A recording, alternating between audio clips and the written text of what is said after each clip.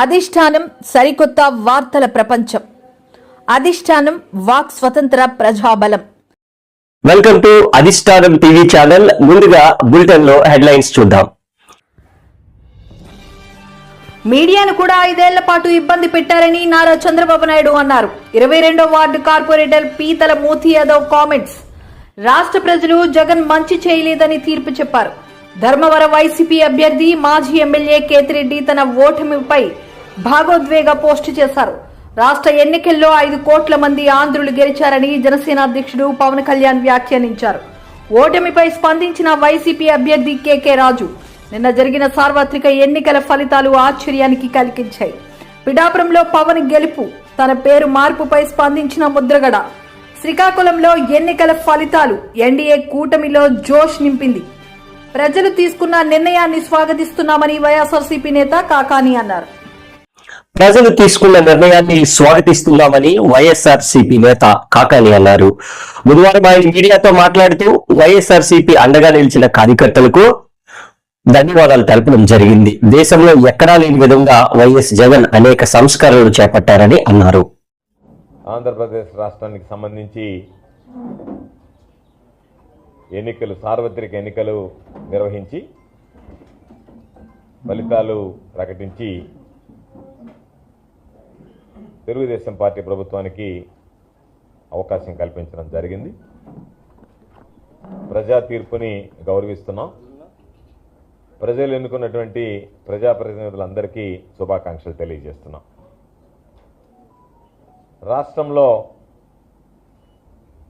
ప్రజలు ఇచ్చినటువంటి తీర్పు పట్ల మాకు నిజంగా ఆశ్చర్యం కలిగింది, బాధ వేసింది.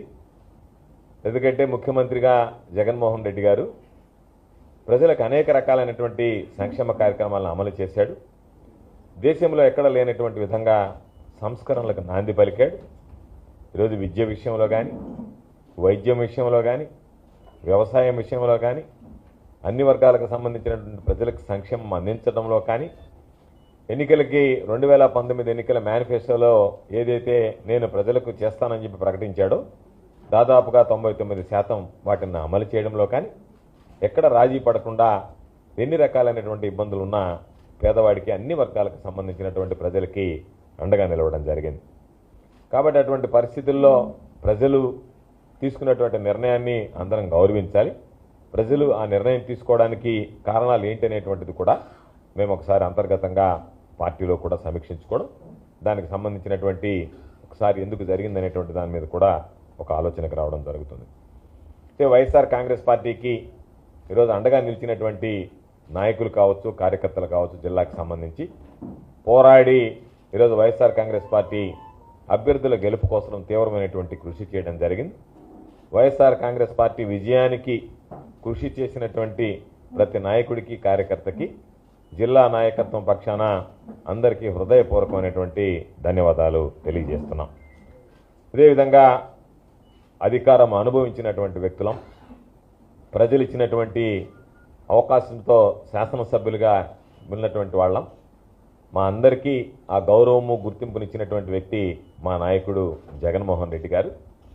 కాబట్టి ఈరోజు అధికారం ఉన్నప్పుడు ఏ విధంగా అయితే ప్రజలతో మమేకమయ్యామో, అధికారం ఉన్నప్పుడు ప్రజలకు ఏ విధంగా అయితే సేవలు అందించామో, అధికారం లేకపోయినా ప్రజాప్రతినిధులుగా మెలిగినటువంటి వ్యక్తులుగా, పోటీ చేసినటువంటి వ్యక్తులుగా జిల్లాలో ఉండేటువంటి అందరితో కూడా మాట్లాడుకున్నాం. నాయకులు అందరితో కూడా ఈరోజు అందరం. శ్రీకాకుళంలో ఎన్నికల ఫలితాలు ఎన్డీఏ కూటమిలో జోష్ నింపింది. శ్రీకాకుళంలో మొత్తం 10 అసెంబ్లీ స్థానాలు, 1 ఎంపీ స్థానంలోని కూటమి అభ్యర్థులు విజయకేతనం ఎగరవేశారు. ఈ వేడుకల్లో పాల్గొన్న టీడీపీ రాష్ట్ర అధ్యక్షుడు అచ్చెన్నాయుడు మీసం ఎల్ఐసి తన ఆనందాన్ని వ్యక్తం చేశారు.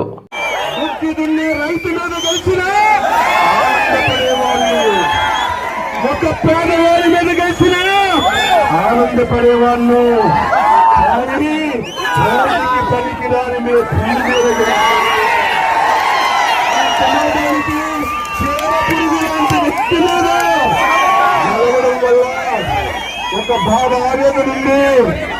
అచ్చెన్నాయుడు చాలా మంది అనుకుంటున్నారు మళ్ళీ అచ్చెన్నాయుడు పాత వాళ్ళలాగే కష్టపడ్డావు, నువ్వు వెనక్కెళ్ళిపోతావు, మరి ఎవరో ముందుకు వచ్చేస్తారు. నేను మీకు చెప్పాను, మే 10వ తారీఖున తాళాలు వేసేసా, మే 10వ తారీఖున తాళాలు వేసా. ఆ తాళాలు మరి తీయమని చెప్పి మీ అందరికీ నాయకత్వం లేకపోతే ఒక పేదవాడికి నిలబెట్టి నాయకుడిగా తయారు చేస్తారు, ఒక సామాన్యుడికి నిలబెట్టి నాయకుడిగా తయారు చేస్తారు, ఒక కొడు వేదవాడికి నిలబెట్టి అధికారికుడిగా తయారు చేస్తారు. కానీ దొంగని మళ్ళీ దగ్గరికి చేరుకుంటారని, దొంగని మళ్ళీ నా గడప ముట్టలేనని, దొంగని మళ్ళీ ఎన్టీఆర్ భవనికి తాకలేనని ప్రమాణపూర్వకంగా నేను మాటిస్తూ అవసరాలు గుర్తించండి. ఈ 5 సంవత్సరాలు మీ భూములు లాక్కున్నారు, మీ స్థలాలు లాక్కున్నారు, మీకు ఇబ్బందులు పెట్టారు. అటువంటివి ఏవైనా ఉంటే రేపే మీరు ఆక్యుపై చేసుకోండి. ఈ 5 సంవత్సరాల్లో ఎవరైతే మీ గ్రామాల్లో మీ భూమి తీసుకున్నారు, మీ గడ్డి కొప్పలు తీశారు, మీ పోతలు తీశారు, మీకు ఎవరు వస్తువులు పెట్టారు, రేపు ఉదయం మొత్తం చేసి మీ స్థలాలు మీరు తీసుకోండి. ఎవరు అడ్డురాడు, ఎవరు అడగలేరు. ఎందుకంటే అది మన భూమి, మన ఆస్తి. అధికారం వచ్చిందని మనకి చిత్రహింసలు పెట్టారు. ఇక ఒకటి ఆదేశాలు ఇస్తాను, ఆదేశాలు పాటించండి మీ అందరికీ తెలియజేస్తూ, మీ నిండు హృదయంతో, మీ మంచి హృదయంతో నన్ను ఆశీర్వదించండి.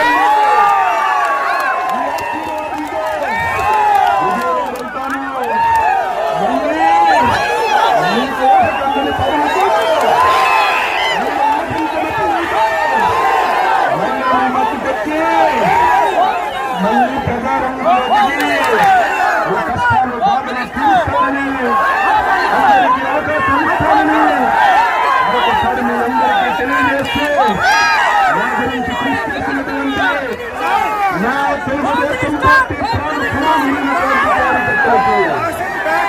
నా సోదరిమణులకి, చక్కెర నియోజకవర్గ ప్రజానీకానికి శిరస్సు వంచి అందరికీ నమస్కారాలు తెలియజేస్తూ, ఈ విజయం మీకు అంకితం ఇస్తాను.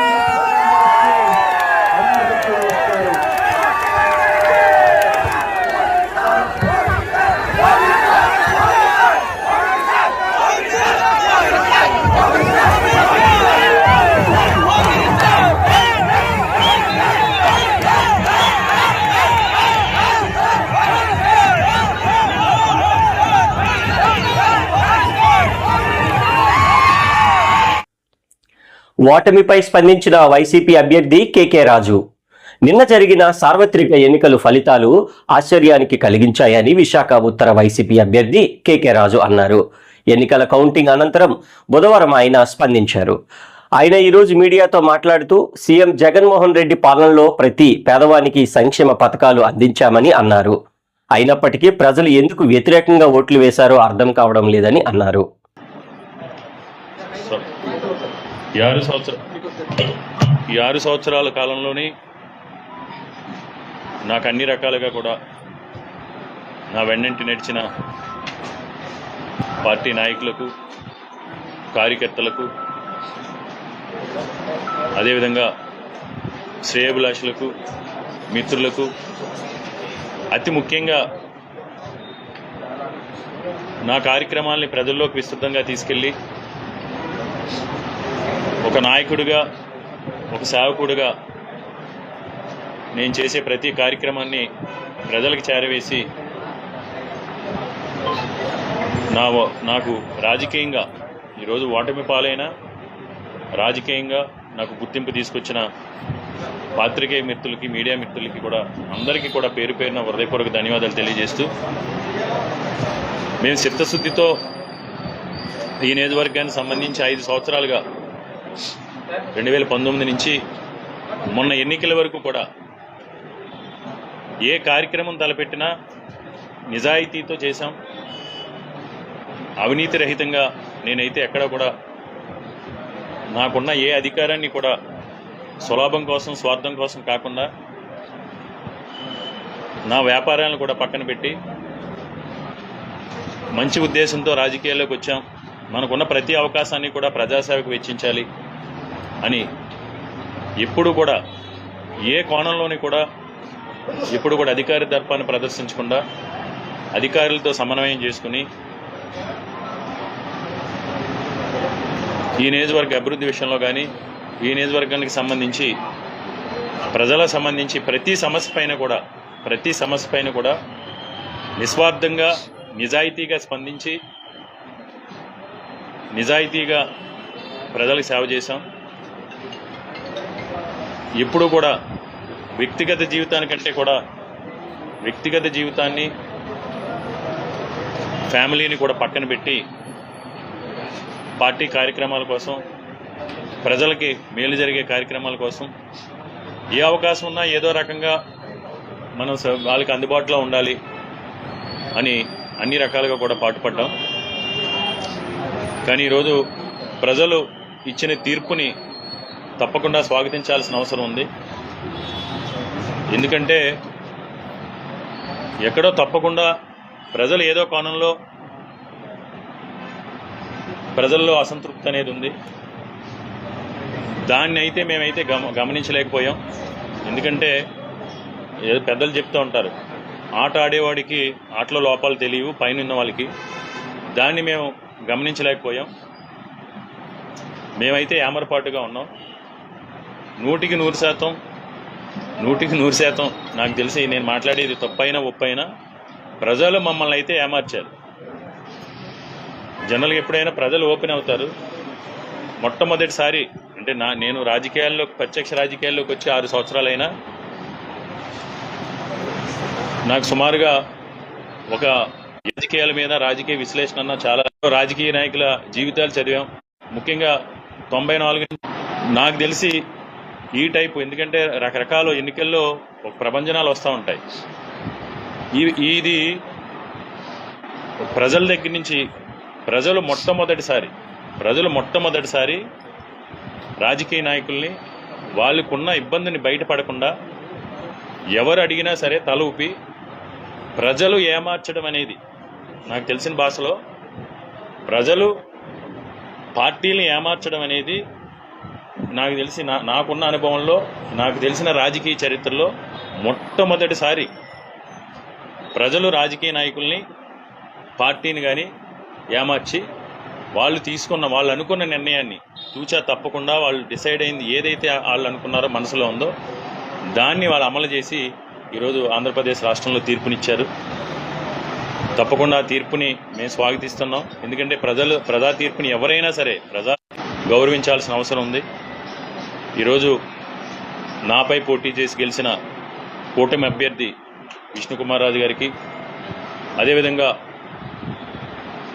ఆంధ్రప్రదేశ్ రాష్ట్రంలో గెలిచిన కూటమి నాయకులందరికీ కూడా చంద్రబాబు నాయుడు గారికి కానీ పవన్ కళ్యాణ్ గారికి కానీ అందరికీ కూడా నేను అయితే శుభాకాంక్షలు తెలియజేస్తున్నాను. నాకు మొట్టమొదటి నుంచి నేను ప్రత్యక్ష రాజకీయాల్లోకి రావడానికి కారణం నేను వైజాగ్కి ఉత్తరాంధ్రకి ఒక మ్యాడ్ లవర్ని. విశాఖపట్నం అభివృద్ధి చెందాలని ఒక పిచ్చిగా ప్రేమించే వ్యక్తిని. ఎందుకంటే రాష్ట్ర ఎన్నికల్లో 5 కోట్ల మంది ఆంధ్రులు గెలిచారని జనసేన అధ్యక్షుడు పవన్ కళ్యాణ్ వ్యాఖ్యానించారు.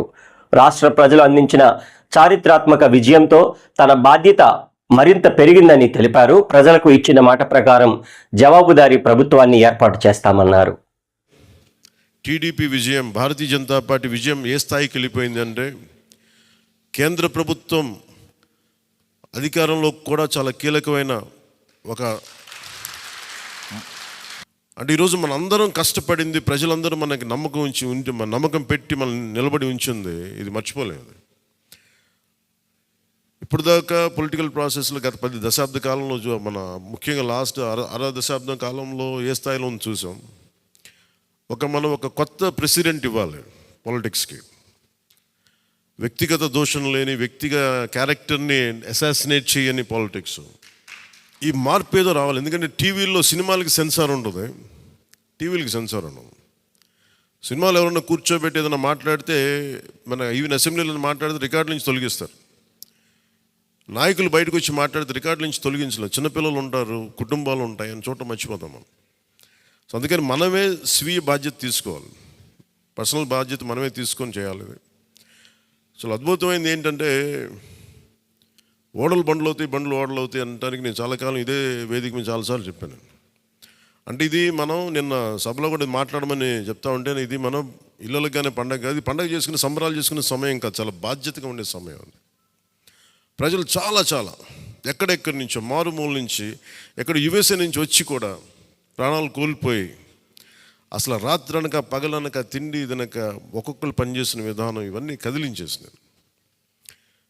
సహజంగా విజయం రాగానే అందరికీ ఏముంటుందంటే ఒక అతిశయం వచ్చేస్తుంది. అలాంటి అతిశయం మన ఎవరికి నాకు లేదు, దయచేసి మీరు ఎవరు పెట్టుకోకుండా, నా రిక్వెస్ట్ ఇది ఒకనమాట. ఎందుకంటే మనందరికీ ఇది వచ్చేస్తుంది, అది నేను కాదనట్లేదు. కానీ దాన్ని అధిగమించి ఎదిగే కొద్దీ ఒదిగి ఉండాలి అనేది మనం నిలబడి చూపిద్దాం, పాటించి చూపిద్దాం.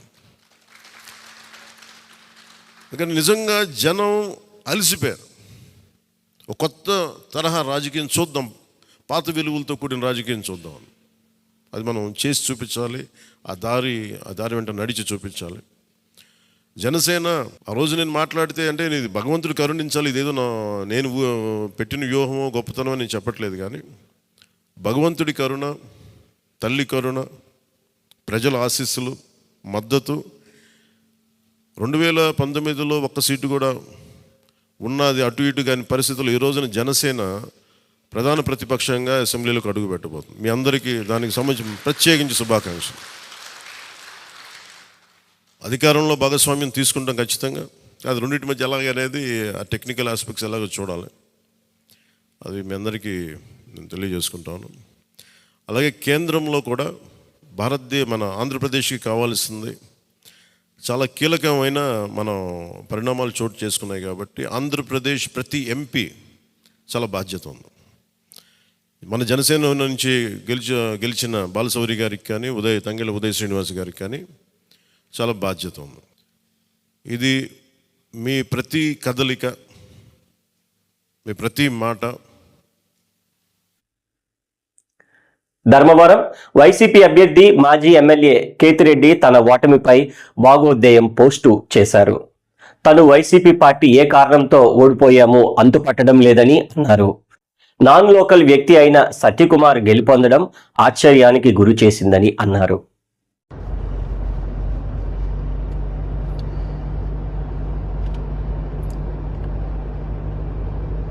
Good evening everyone. మొదటగా ఈరోజు వైఎస్ఆర్ కాంగ్రెస్ పార్టీ కోసము, నా కోసము పనిచేసిన ప్రతి ఒక్క కార్యకర్త, ప్రతి ఒక్క నాయకుడు, ప్రజలు అందరికీ కూడా పేరు పేరు ధన్యవాదాలు తెలియజేసుకుంటున్నాను. It's a big question. And గెలిచినటువంటి సత్యకుమార్ కూడా ధన్యవాదాలు తెలియజేసుకుంటున్నాను. కంగ్రాచులేషన్స్. ఇట్స్ బిగ్ క్వశ్చన్ నాకు, అసలు ఎక్కడ ఏమి చేశాము అని. అంటే ఓవరాల్గా కూడా రాష్ట్ర ప్రభుత్వం కావచ్చు, నేను కావచ్చు, ఎప్పుడు కూడా పేదవాళ్ళకు అండగా ఉండాలా, పేదవాళ్ళకు తోడుగా ఉండాలని జగన్మోహన్ రెడ్డి గారు ఆలోచించారు. నేను అదే విధంగా ఆలోచించిన ఈ 5 years అయితే అసలుకు నేను ఎక్కడన్నా విజయవాడ లాంటి ప్రాంతాలకు పోయి రాత్రి 2 గంటలకు వచ్చినా కానీ మళ్ళీ పొద్దున్నే 7 గంటలకల్లా లేచి ఇంటింటికి వెళ్ళి తిరగడం జరిగింది. వెల్ఫేర్తో పాటు డెవలప్మెంట్ చేయడం జరిగింది. అన్నీ చేసిన. కేవలం 2 నెలల్లో వచ్చి అసలు అతను ఎవరో తెలియదు, పాడు తెలియదు. ఎక్కడైనా పోయి మామూలుగా జనరల్గా పోయి కూర్చొని నిలబడినా కానీ ఎవరు జనాలు కనుక్కోలేరు. దీంట్లో మరి ఐ ఫీల్ రియల్లీ సాడ్, బాధ అనిపించేస్తుంది నిజంగా. ఎందుకంటే అరే ఏంది మనం ఇంత కష్టపడి మగ్గమ్మ వాళ్ళు సూసైడ్ చేసుకుంటే ఎంటపడి భిక్షాటం చేసి డబ్బులు ఇచ్చినాము, నీళ్లు లేక అల్లాడిపోతుంటే తాగునీళ్ళు ఇచ్చినాము, రోడ్లు లేదంటే రోడ్లు ఇచ్చినాము, ఎన్ని కావాలన్నీ చేసినాము. So I feel really very bad. So నిజాయితీగా ఉంటే సరిపోదు, కేవలం అబద్ధాలు. మీడియాను కూడా 5 ఏళ్ల పాటు ఇబ్బంది పెట్టారని నారా చంద్రబాబు అన్నారు. ప్రజాస్వామ్యమే సిగ్గుతో తలదించుకునే పరిస్థితి తెచ్చారు. అధికారం ఉంటే ఎవరినైనా ఏదైనా చేయవచ్చనే దాడులు చేశారు. విశాఖకు వెళ్తే పవన్ ని వెనక్కి పంపించేశారు. కొంతమంది భయపడి రాలేకపోయారు, ఎదిరించలేకపోయారు. నా కళ్ళ ముందర ఒక రైతు చూస్తే ఆ పొలం పక్క నుండి ఇసుక తీసేస్తే అక్కడ భూగర్భ జలాలు ఉండవు, వ్యవసాయానికి నీళ్లు కూడా కొరత వస్తుంది, పక్క నుండే పొలాల్లో కూడా నీళ్లు ఉండవు. కానీ మాట్లాడే సాహసం చేయలేకపోయాడు. ఆయన కళ్ళ ముందర ఆయన పొలంలో మట్టి తీసుకుపోతా ఉంటే ఎదిరించలేని నిస్సహాయ స్థితికి వచ్చాడు. మా వాళ్ళు పోతే హౌస్ అరెస్టులు చేశారు. ఇవన్నీ చెప్పుకుంటూ పోతే ఒకటి కాదు, చాలా జరిగాయి. అవన్నీ కూడా ఏ విధంగా చేయాలో చేస్తూనే మళ్లీ వ్యవస్థలన్నీ కూడా పునరుద్ధరించాల్సిన బాధ్యత ఉంది. అదే మరిగా మాకు ఒక 4-5 రోజులు ఇవన్నీ చూసిన తర్వాత, డెప్త్కి పోయిన తర్వాత, మీరు పేపర్లో రాసినట్టు కానీ మేము మాట్లాడినట్టు కానీ ఒక లెవెల్లో ఆగిపోయినాయని నా ఉద్దేశం. ఎందుకంటే నేను రాజకీయాలు 40 ఏళ్లు చూశాను. ప్రభుత్వాలను మేము అధికారం ఉన్నప్పుడు చూశాను, బాగు చేసి మళ్ళా అపోజిషన్కి వస్తానే వీళ్ళు నాశనం చేస్తే మళ్లీ నేను అధికారంలోకి వస్తానే దాన్ని బాగు చేయాలంటే ఎన్ని కష్టాలు ఉన్నాయో నేను చూశాను.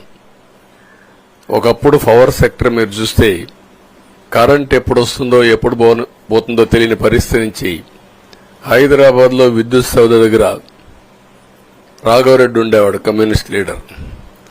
నల్గొండ నుంచి రైతులు తీసుకొచ్చి సమ్మర్ వస్తే అసెంబ్లీ ఏప్రిల్లో ఉంటే గొడవలు. సగం టైం మేము కరెంటు కొరతపైనే చర్చించేవాళ్ళం. That were the days. అలాంటిది నేను 1999 నుంచి పవర్ సెక్టర్ రిఫార్మ్స్ తీసుకొచ్చి 2004కి సర్ప్లస్ బాధ్యతతో క్వాలిటీ పవర్ ఇవ్వడం మొదలుపెట్టాం. 2014కు మళ్లీ 22 మిలియన్ యూనిట్లు ఆంధ్రప్రదేశ్లో కొరత కరెంటు. వ్యవస్థలన్నీ నిర్వీర్యం అయిపోయినాయి. తర్వాత మళ్లీ సెట్ చేసి 2 నెలలు 3 నెలలు కరెంటు కొరత లేకుండా చేసి వ్యవస్థలన్నీ పటిష్టంగా చేసి సోలార్ విండ్ తీసుకొచ్చి కాస్ట్ తగ్గిస్తే ఇప్పుడు మీరు చూశారు ఎంత పవర్ ఛార్జెస్ పెంచారు. 9 సార్లు పెంచారు. ఎందుకు పెంచారో నోబడీ నోస్. దానికి రీజనే లేదు. ఇప్పుడు ఎక్కడుందో దాన్ని ఎత్తుక్కుంటే ఎంత లోతు పోయిందో కూడా తెలియదు. దాన్ని ఏ విధంగా రిపేర్ చేయాలి, ఎంత డబ్బులు తెచ్చారు, ఏ పేరుతో తెచ్చారు, అవన్నీ ఒక వ్యవస్థని కాదు, సంబంధం లేని వ్యవస్థతో డబ్బులు తీసుకొచ్చి సంబంధం లేని డిపార్ట్మెంట్కి ఇచ్చారు. ఇలాంటి చాలా ఉన్నాయి. అవన్నీ ఇన్ కోర్స్ ఆఫ్ టైం మీకు కూడా చెప్తాం.